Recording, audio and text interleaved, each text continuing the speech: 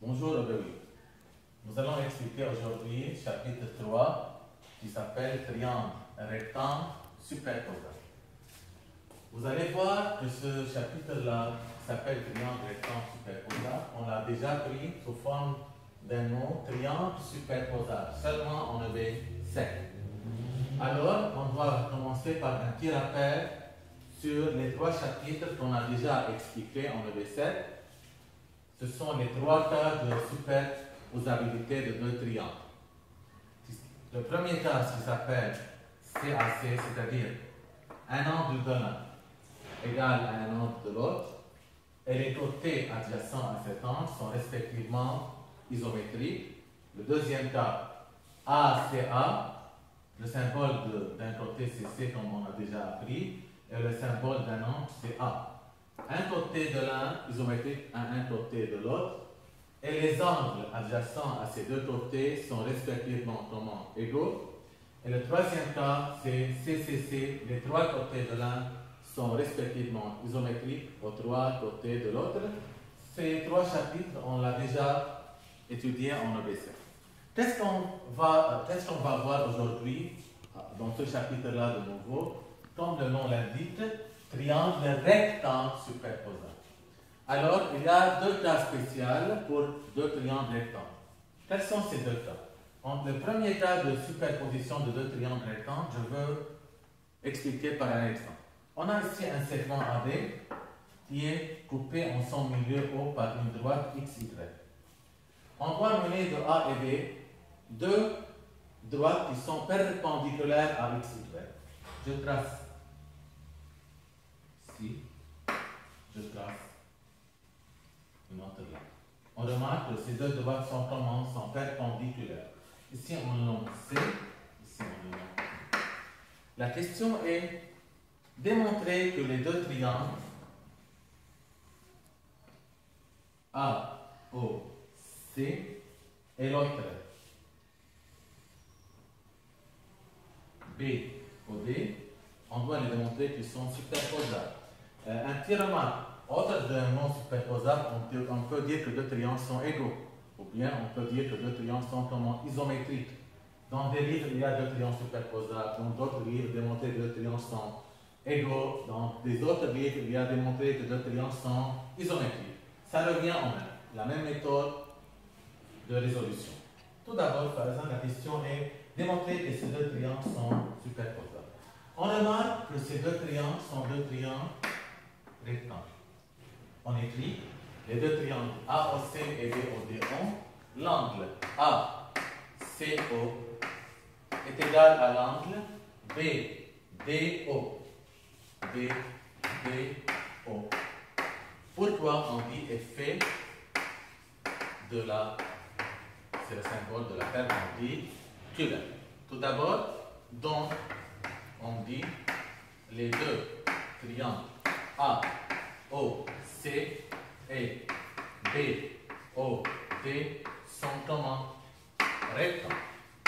Donc, on peut appliquer le premier cas de superposition d'un triangle rectangle. Qu'est-ce qu'ils ont en plus ces 2 triangles? On remarque qu'ils ont AO égale OB. Ils ont un côté de l'un égal à un côté isométrique, à un côté de l'autre. Pourquoi? Car O est le milieu de AB. On dit alors AO égale OB effet du milieu. D'après le milieu. Ensuite, qu'est-ce qu'ils ont encore? On regarde ici, comme on a déjà appris en EV7 et en EV6, se forme d'un angle opposé par le sommet, se forme d'un angle X. On peut dire alors que l'angle DOB est égal à quel angle? À l'angle AOC. Pourquoi? Opposé par le sommet. Alors on dit l'angle AOC égale l'angle BOD. En parenthèse, angle opposé par le sommet. Qu'est-ce qu'on a prouvé? On a prouvé qu'on a 2 triangles rectangles. On a prouvé que ces 2 triangles rectangles ont le côté AO dans ce triangle rectangle. Qu'est-ce qu'on le nomme? Le côté opposé à l'angle droit toujours est appelé hypoténuse. On regarde que l'hypoténuse du premier triangle est isométrique à l'hypoténuse du deuxième triangle. C'est vrai? Oui, c'est déjà démontré. Alors, les hypoténuses sont comment? Sont iso. Et il y a un angle. Il y a un angle de là. On le nomme un angle plus petit que 90 degrés. C'est un angle droit, comme on a déjà appris en EV6, c'est un angle aigu. Et un angle aigu de l'un est comment est égal à un angle aigu de l'autre. C'est le premier cas de superposition d'un triangle rectangle, les hypoténuses iso, et un angle aigu de l'un égale un angle aigu de l'autre. Alors, les deux triangles, comment ils sont? Ils sont deux triangles superposables. Donc, alors, les deux triangles sont superposables quand ayant les hypoténuses isométriques et un angle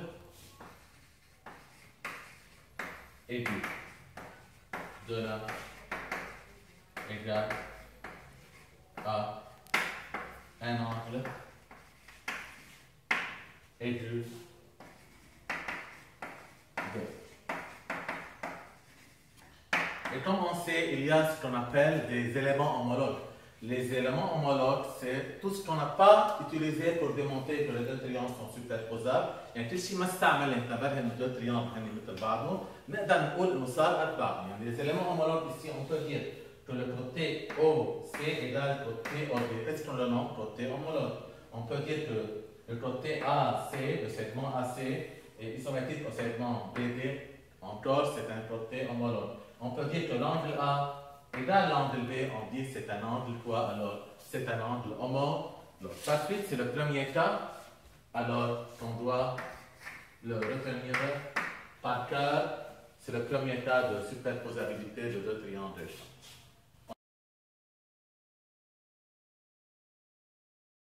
Maintenant, on va expliquer le deuxième cas de superposition de deux triangles. Un petit rappel, le premier cas était les deux triangles rectangles ayant les hypoténuses iso et un angle aigu de l'un est égal à un angle aigu de l'autre. Alors, les deux triangles sont comment superposables ou bien isométriques ou bien aigus. Maintenant, le deuxième cas de superposition est de deux triangles rectangles. Je vais l'expliquer à partir d'un exemple. Ici, un angle XAY est un angle aigu, plus petit que 90 degrés. On appuie sur la demi-droite AX le point B et sur la demi-droite AY le point C, tel que AB égale à C. Ensuite, il nous demande de tracer à partir de B et C deux droites qui sont perpendiculaires, l'une à la demi-droite AX et celui partir de C à la demi-droite AY. La question est démontrer que les deux triangles ABI et ACI sont deux triangles rectangles. Vous regardez que j'ai colorié en jaune le premier triangle et en rouge le deuxième triangle. Pourquoi? Comme on a fait l'année passée, vous remarquez que le côté qui est coloré en deux fois couleurs, c'est un côté isométrique, c'est un côté commun en le nom. Chaque angle coloré en même couleur, ou bien chaque côté qui est coloré en le même deux couleurs par exemple, on le dit commun, ou bien angle commun, ou bien côté commun. Maintenant, comment démontrer que ces deux triangles sont superposables? Tout d'abord, on doit commencer que ce sont deux triangles comment rectangles. L'angle A, B, I égale à l'angle A, C, I. Pourquoi est fait de la perpendiculaire? Vous remarquez que je ne trie rien en géométrie sans dire d'où j'ai apporté ça, ou bien par hypothèse, ou bien effet de la perpendiculaire, ou bien d'après le théorème. Go. Alors, les deux triangles rectangles ABI et ACI sont... les deux triangles rectangles ABI et ACI ont. Qu'est-ce qu'ils ont comme propriété qu'on doit appliquer spécialement pour les deux triangles rectangles?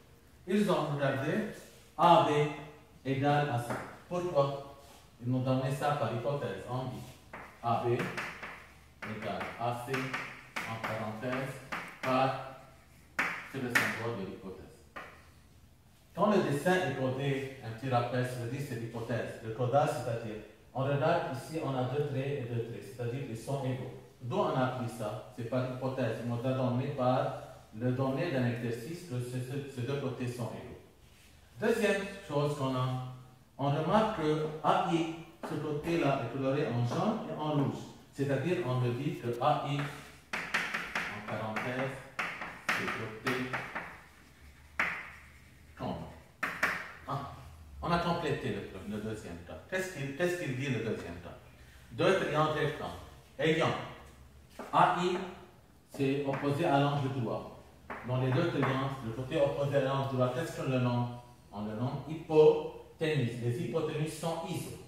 Et ici, au lieu de dire un angle aigu comme le premier cas, on dit un côté de quoi? De l'angle droit de l'un, et isométrique à un côté de l'angle droit de quoi? De l'autre. Alors, comment ils sont ces deux triangles? Ils sont superposables. On a utilisé l'hypoténuse, et un côté de l'angle droit de l'un égale à un côté de l'angle droit de l'autre. On dit alors, donc, les deux triangles rectangles sont superposables comme ayant les hypoténuses iso et un côté de l'angle droit de la isométrie à un côté de l'angle droit de l'autre. Comme ça, on a écrit le deuxième cas. Encore, on doit le retenir par